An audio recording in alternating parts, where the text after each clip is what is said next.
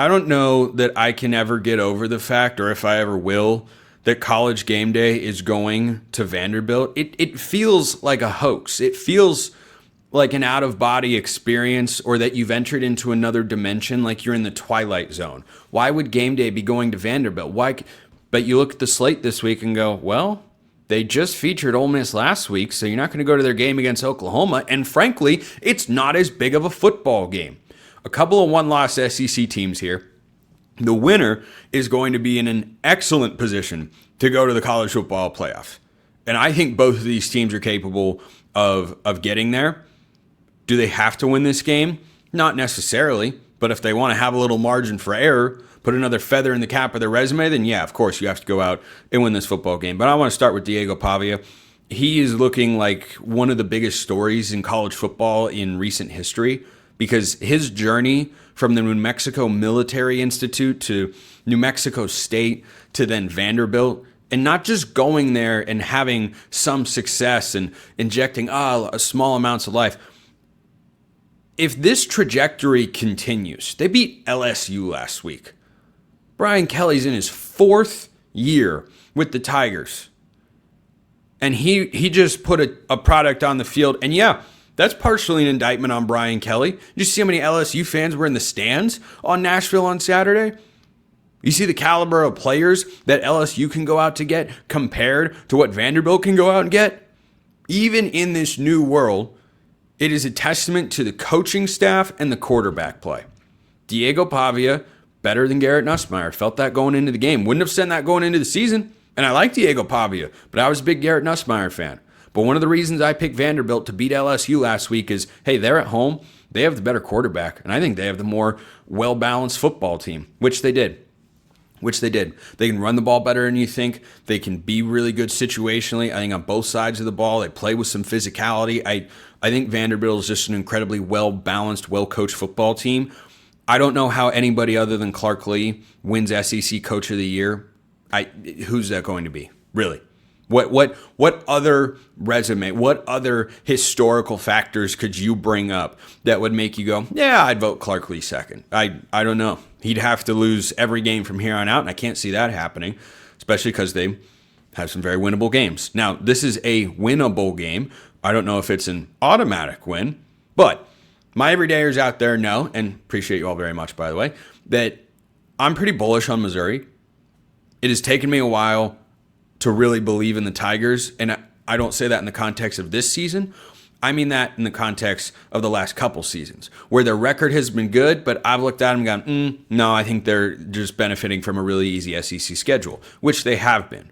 But when you watch that game they played against Alabama, who looks kind of like the best team in the country right now, outside of Ohio State, because the Florida State game still exists, or they certainly look like one of the best teams at the very least. Alabama's playing incredibly good football. Missouri had every opportunity to go win that football game. In fact, I picked them to win the game outright. And I'm sure the Tigers feel, man, should have won it. But that's the only game they've dropped. They are not losing to anybody that, or at least they haven't so far, that they shouldn't. But the combination of Ahmad Hardy and Bo Pribula is one that I can get behind. Is Pribula a perfect passer all the time? No. We saw that against Alabama. He missed a couple of throws in situational moments. And again, as much as I like him, I think Vanderbilt has the quarterback edge in this game. And for them to be playing in front of their home fans with the stadium looking the way that it does with some work still going on, maybe in my head that's more with Missouri. But these two places have that in common. I just look at this matchup and say it is incredible and indicative of something I've talked about before, that College Game Day is going to be at Vanderbilt this week. And that's that when coaches take a job that is seen as lower end, not good. I heard this a lot with the UCLA job. Heck, I think you can find this discourse and commentary pretty easily with regards to the Florida job. Why would you take that? It's a mess. Well, the underlying fundamentals of Florida haven't changed. That's still a really high quality job in college football. It just hasn't been run correctly the last couple of years. But take UCLA or Wisconsin whenever they eventually fire Luke Fickell. If you are the coach that is able to make X program good enough, if you truly believe in what you're doing, Barry Odom at Purdue, if he figures that out one day, or Clark Lea here at Vanderbilt, James Franklin previously at Vanderbilt, Kurt Signetti at Indiana.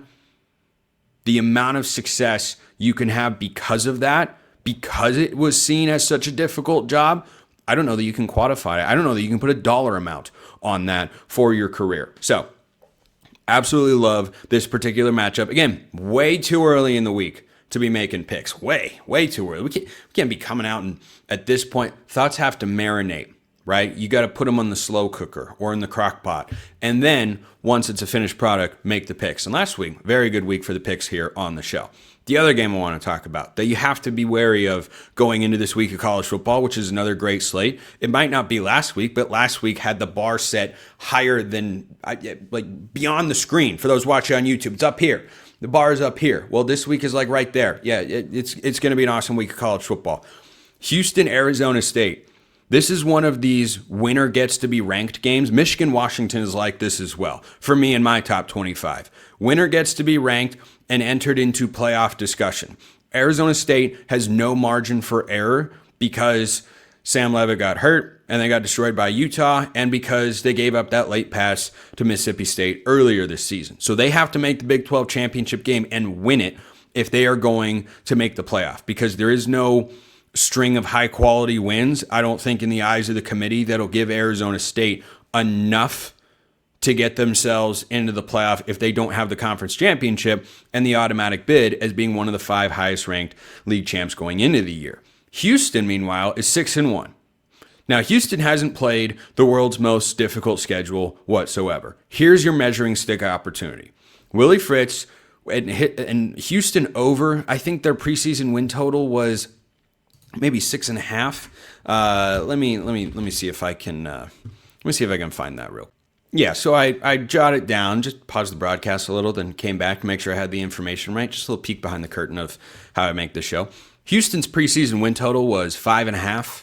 Yeah, that was an easy over pick for. They've already gone over, but so far they've played Stephen F. Austin, Rice, Colorado, and Oregon State. They lost to Texas Tech soundly. They beat Oklahoma State and Arizona. Now they play Arizona State. This is your measuring stick moment. This is your Big 12 championship game arrival moment. Because remember, the Cougars, with just one loss, it's in Big 12 play, also can throw their hat into the ring for the conference championship. Now that Texas Tech has picked up a loss, you could avoid coming into the head-to-head situation with them and wind up going to Arlington to try to play for a college football playoff spot. How? If Texas Tech loses one more game. Well, with Baron Morton in and out of the lineup seemingly every other week, that's not inconceivable in any way, shape, or form. So this matchup, which is in Tempe, Arizona State's favored by around a touchdown, 7.5, 6.5, depending on where you look. FanDuel's got it at 7.5 points right now. Arizona State, to me, has just been hanging on by a thread time and again. They feel a little bit like BYU. They're not necessarily the highest ceiling football team, but their coaching staff and their ability to win close games over and over again is why they're good. And you got to give them credit for that at some point. Arizona State has returned to my top 25 this week, and the Sun Devils have a chance to avoid the emotional letdown. Because last week, even with a backup quarterback, you got to imagine that was a pretty emotional win for Arizona State. It certainly looked that way. They had to hold on. They had to drive late down the field. But the Sun Devils in this spot at home, it's your playoff hopes on the line. You lose the second Big 12 game, I don't think it's going to happen. The Big 12 championship game. Too many things would have to go right. For Houston, this is your prove-it moment, a measuring stick game. I cannot wait for this weekend of college football. Game day at Vanderbilt, Houston playoff discussion. That is why we play the games on the field, not on paper. Appreciate everyone listening. I'll see you next time. And until then, hope you all have a wonderful rest of your day.